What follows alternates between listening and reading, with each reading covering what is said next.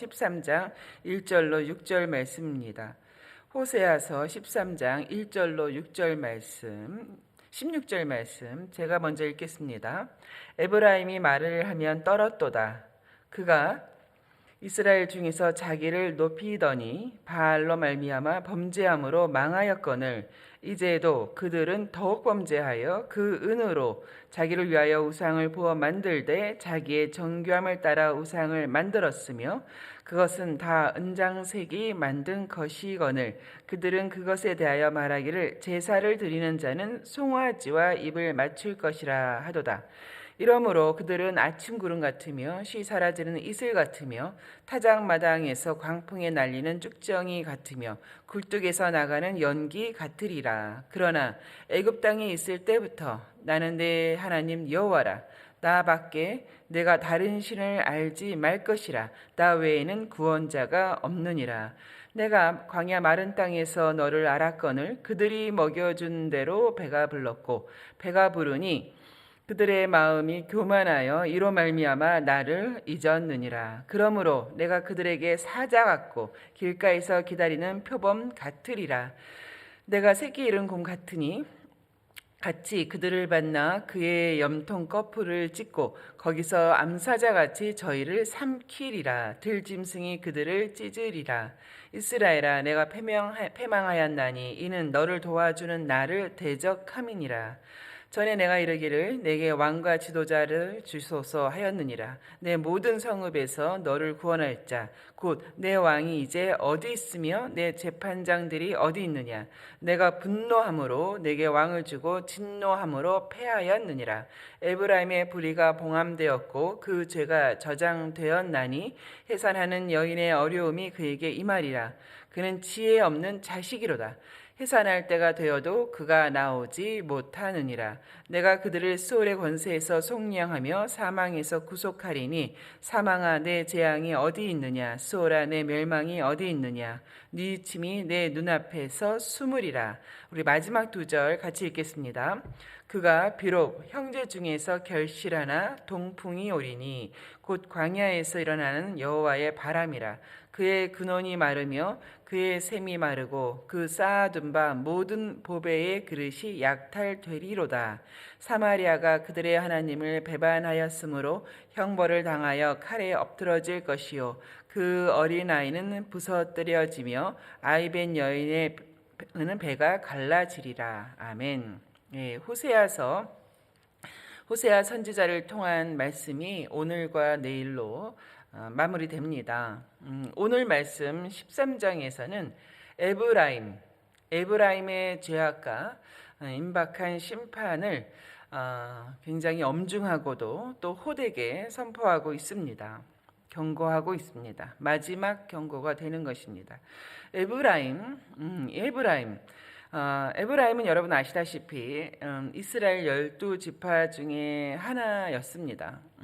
12지파 중에 하나였는데 실로 막강한 영향력을 행사했고 또 더욱더 행사하려고 했던 지파였습니다. 1절 말씀이 그런데요. 1절 말씀에서 에브라임이 말을 하면 떨었도다.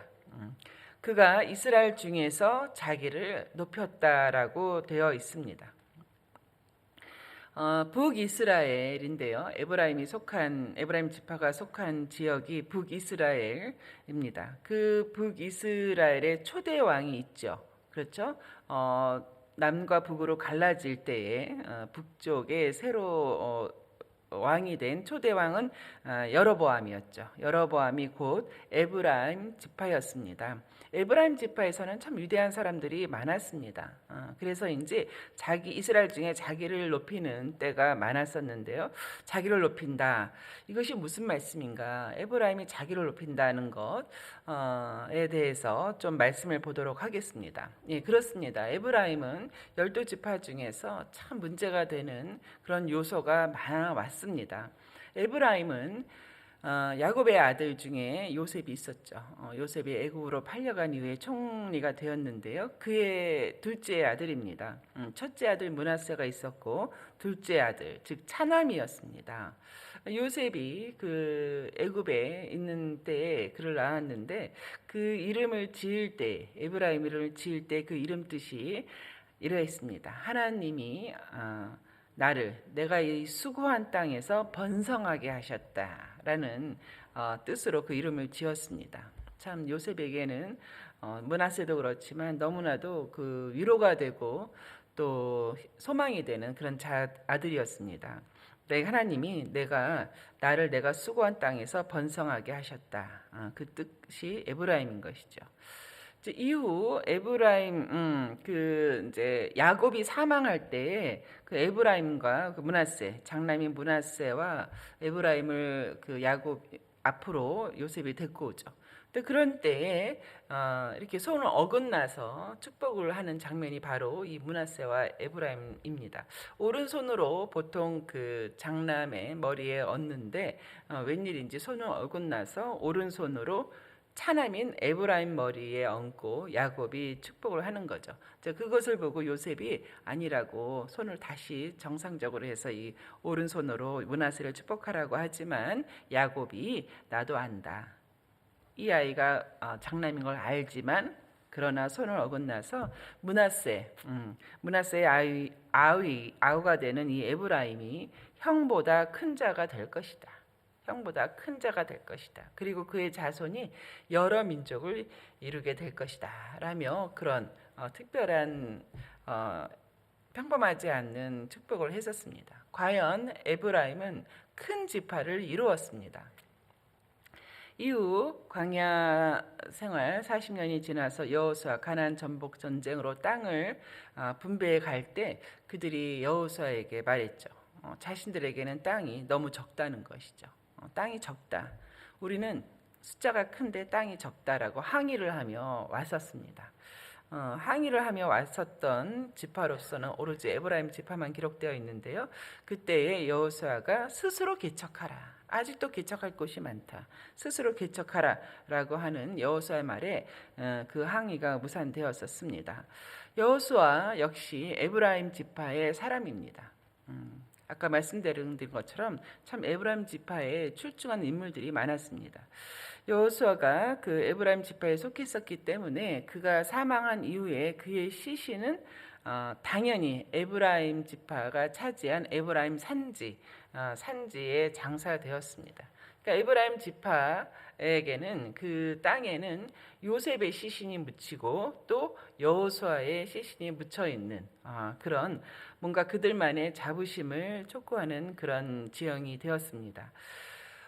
문제가 더욱더 심각해진 것은 사사기 때부터였습니다. 사사기 때 언젠가 말씀드린 대로 이 사사기 마지막 부분에는 정말 탐탁지 않은 이런 일이 있을 수 있는가 하는 불의한 그런 사건이 두 개가 기록되어 있습니다. 그 중에 하나가 그 드라빔 신상을 만든 미가 또 레위인의 첩사건이 기록되어 있는데요. 이거 모두가 에브라임 산지에서 일어난 일입니다. 이 사건들은 실제로는 사사기 초반의 사건인데요. 이 사사기를 기록했다고 우리가 생각하는 사무엘이 이 에브라임 지파의 타락상을 고발하고자 사사기 마지막 부분에 이 두 사건을 대표적으로 기록한 것이다라고 해석하고 있습니다. 그러니 이미 사무엘 시대 때 사무엘은 두 왕을 기름 부은 사람 아닙니까? 그 시대 때에 이 에브라임이 전체적으로 큰 문제를 일으키고 있었다는 것이죠. 또 한 번의 사건 중에서는 그 사사 시대 때인데요. 그 에브라임 지파가 그 사사 기드온이 300명과 함께 미드온과 싸우지 않습니까? 미드이안 족속과 싸워서 승리했을 때 에브라임 지파가 뜬금없이 또 기드온을 찾아가죠. 찾아가서 항의합니다. 너가 미디안 족속과 이렇게 싸우러 갈 때 왜 우리를 부르지 않았느냐? 우리를 이렇게 대접하는 게 말이 되냐? 하고 기드온과 크게 다투었다라고 기록되어 있습니다. 너가 어떻게 우리를 이런 식으로 대접할 수 있냐? 응? 라는 것이죠. 그것이 무슨 뭐 전쟁에 참여할 때 같이 불러서 연합해서 나갔어야 되지 않겠냐 하는 그런 어떤 선한 의도라기보다도 당시는 그 전쟁이라고 하는 것은 큰 그 전리품을 수익하는 기회였습니다. 그러니 전쟁의 때에 불러서 같이 전쟁하고 이기고 전리품을 나누었어야 된다는 것이죠. 그때에 그들의 어떤 그 항의와 기세가 얼마나 셌었는지 기드온이 그들에게 이렇게 말합니다. 내가 이렇게 전쟁에서 행해서 이렇게 한 것이 너희가 한 것에 비교되냐? 에브라임의 끝물 포도가 아비에셀의 만물 포도보다 낫지 않냐? 너희가 항상 위대하고 너희는 항상 큰 존재가 아니냐라고 기분을 맞추면서 간신히 그들의 분노를 가라앉혔었죠. 뿐만 아닙니다. 사사 입다가 있는데요. 사사 입다가 암몬 족속과 싸울 때입니다. 암몬 족속과 싸울 때에 에브라임 지파가 또 시비를 걸어오는 것이죠. 너가 암몬 자손과 싸우러 갈 때에 요단강에 건너갈 때에 어찌하여서 우리를 불러 너와 함께 가게 하지 아니하였느냐 하면서 이렇게 세게 나오죠. 우리가 반드시 너와 내 집을 불사르리라는 식으로 나옵니다. 정말 이해할 수가 없는 에브라임 지파의 소행이죠. 결국 지파 간에 큰 전쟁이 일어났죠.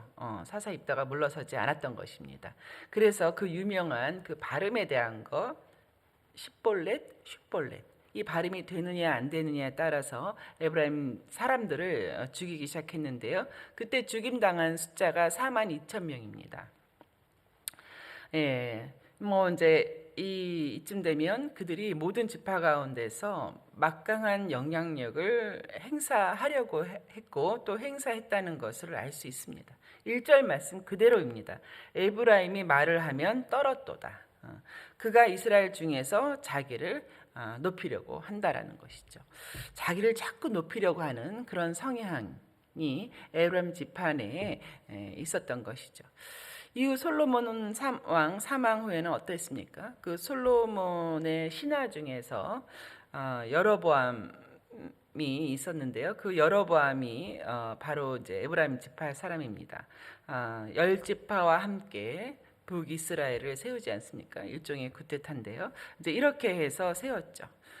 그 이후에 그 북이스라엘 세운 이후에 걱정을 한 것이에요. 왜냐하면 예루살렘이 남유다에 있었기 때문에 그래서 한 행위가 무엇이냐 하면 북이스라엘 북쪽 끝에 단에 또 송아지를 세워놓고 제단을 세우고 우상을 세우고 또 남쪽 베델에 또 역시 송아지 우상과 제단을 세우고 이제 거기 가서 제사를 드려라. 그 송아지 우상 2개가 송아지 신이 우리를 구원한 하나님이다라고 했죠. 그리고 레인이 아닌 사람들을 세워서 그 제단 또 제사를 드리도록 했습니다. 그러니까 자기를 높이고 자기를 세우고 하기 위하여서 이렇게 하나님을 버리고 우상을 섬기는 죄까지 이르는 것이죠. 오늘 본문 2절에 보면은 그들이 더욱더 범죄하여서 은으로 송아지를 만들고 제사를 드리는 자는 송아지와 입을 맞출 것이라 라고 되어 있는 부분이 바로 그것입니다.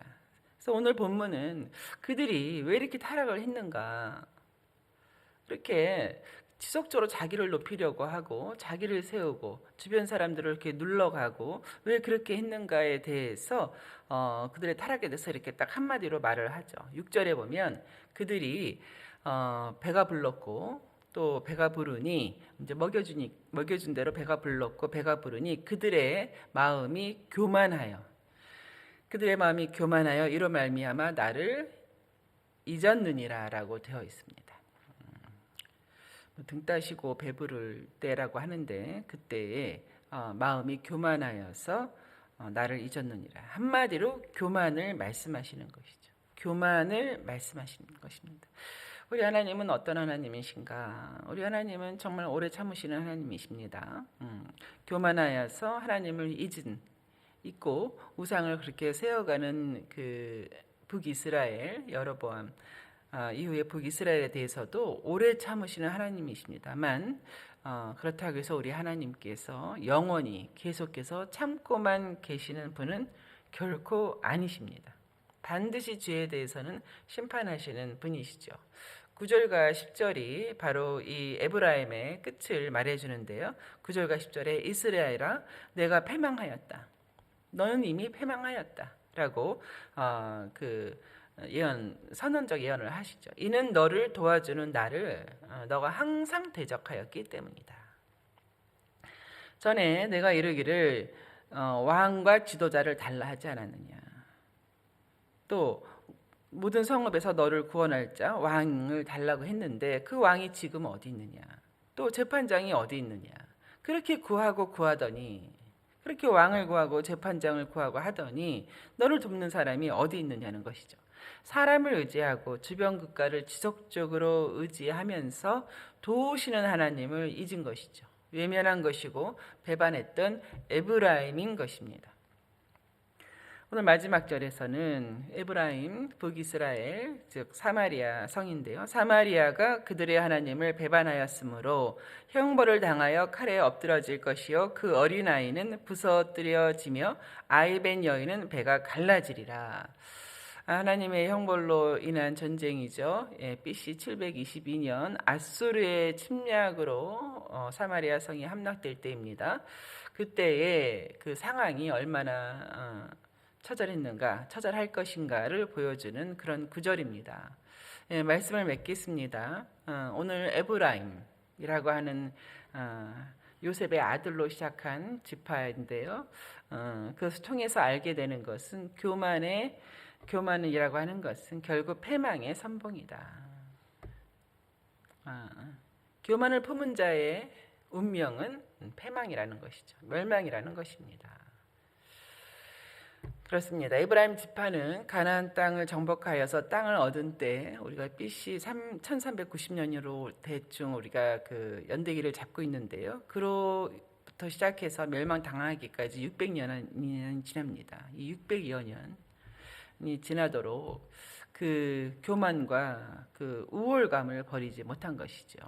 아까 말씀드린 것처럼 그 에브라임 지파 경내에는 요셉의 무덤이 있고 또 여호수아의 무덤도 있고 또 그러한 그들의 어떤 산지에서 살면서의 전투력이 좀 강했었습니다.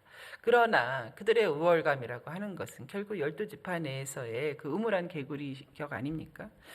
그 우물한 개구리격의 우월감을 가졌던 것이고 그들의 교만이라고 하는 것은 결국 교만이 그들을 돕는 하나님을 대적하게 만든 것입니다. 그들의 하나님을 배반한 것이죠. 그러나 우리가 이 말씀을 보면서 지금도 그렇죠. 지금도 이 에브라임이 되고자 하는 나라들, 민족들 혹은 우리 가운데도 그런 모습이 있습니다.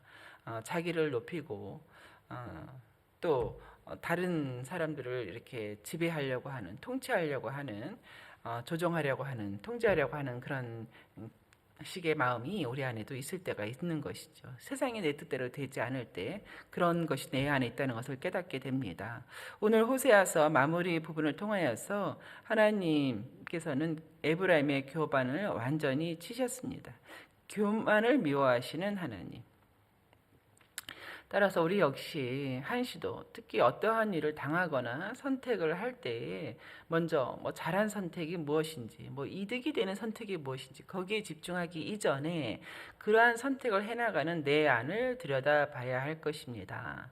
그래서 한시도 그러한 때에 드러나는 나의 교만 혹은 나의 우쭐함, 우월감이 있다면 그것의 종국은 결국 패망이다.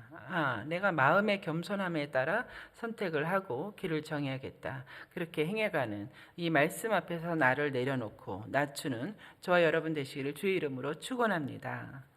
우리 아까